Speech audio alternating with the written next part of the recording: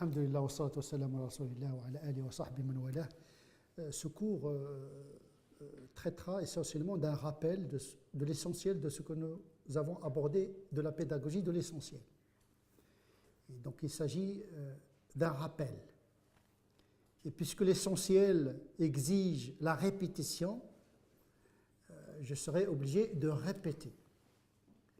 La récitation, la répétition permet d'imprimer une fois pour toutes l'essentiel dans la conscience de l'homme.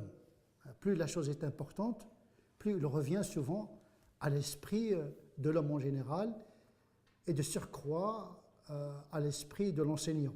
Il faut que l'enseignant soit lui-même imprégné par l'essentiel de l'information qu'il va partager avec l'apprenant, avec l'enfant.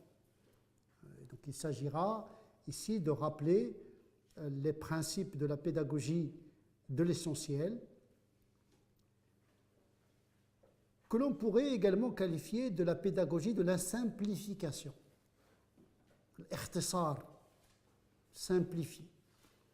Donc, réduire les informations à ce qui est le plus simple et le plus essentiel. Nous considérons, dogmatiquement parlant, de par notre aqidah, que l'essentiel de la vérité est simple.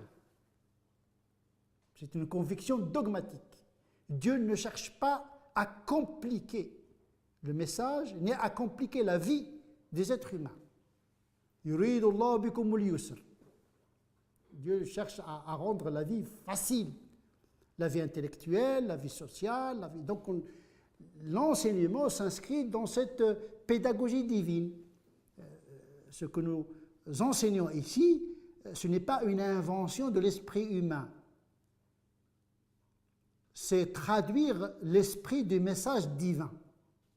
Donc la pédagogie, la simplification, rendre les choses accessibles et faciles, ce n'est pas une hérésie. Au contraire, c'est le fondement même de l'orthodoxie qui réduit toutes les vérités à une vérité simple, l'unicité de Dieu, qui se décline dans des croyances simples, dans des pratiques simples, pour rendre la vie dans ce bas monde agréable et préparer la félicité dans l'au-delà.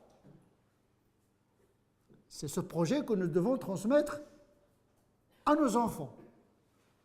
C'est très important d'avoir ces idées-là. L'essentiel, le simple, l'accessible. Le point de départ de ce principe, c'est le Coran lui-même.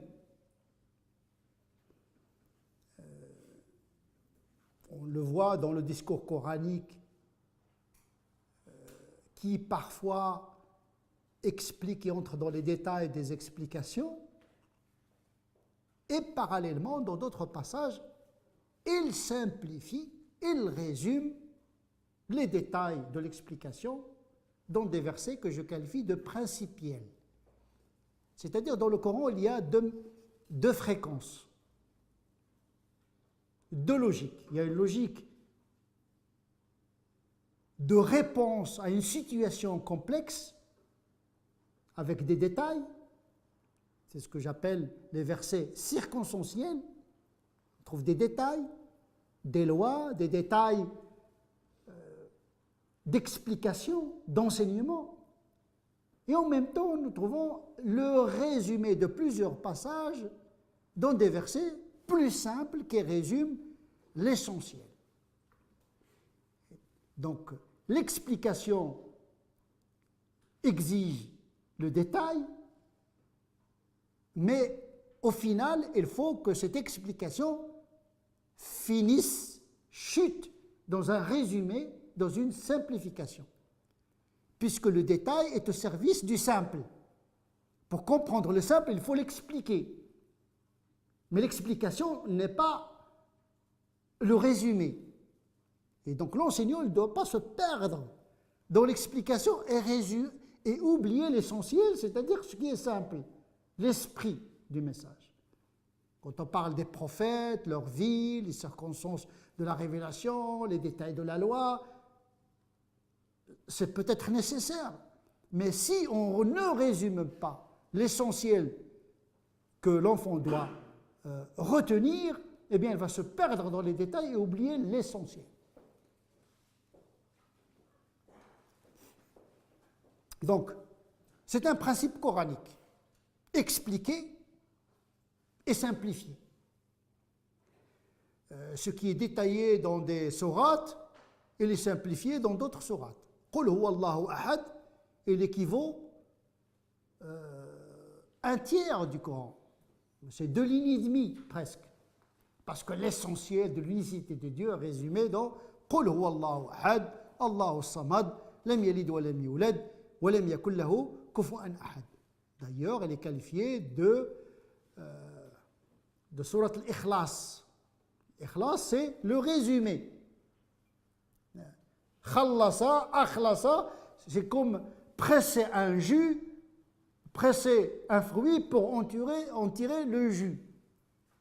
Khallasa al-asal, ça veut dire la débarrasser des détails pour en tirer le sucre, l'essentiel du miel. Donc c'est le Coran qui nous enseigne, d'une certaine manière, comment enseigner le Coran. On peut dire la même chose pour les enseignements du prophète sallallahu alayhi wa sallam. Il y a des hadiths qui traitent des détails. Parfois des détails qui intègrent la culture, les mentalités des Arabes, etc. Il y a beaucoup de détails dans les hadiths. Environ 700 000 hadiths avec le sanad, avec des variantes différentes. Donc il y a une complexité d'informations, où il y a des détails, parfois des oppositions, parce que ces versets et ces hadiths du prophète ont été révélés dans des réalités contradictoires. Parfois on trouve dans le texte la chose et son contraire. Parce que les textes venaient répondre à des situations. Mais en même temps, ils ont le souci d'appeler les gens à l'essentiel. Donc c'est une réponse à une réalité, mais en même temps orienter l'esprit du croyant à ce qui est le plus essentiel.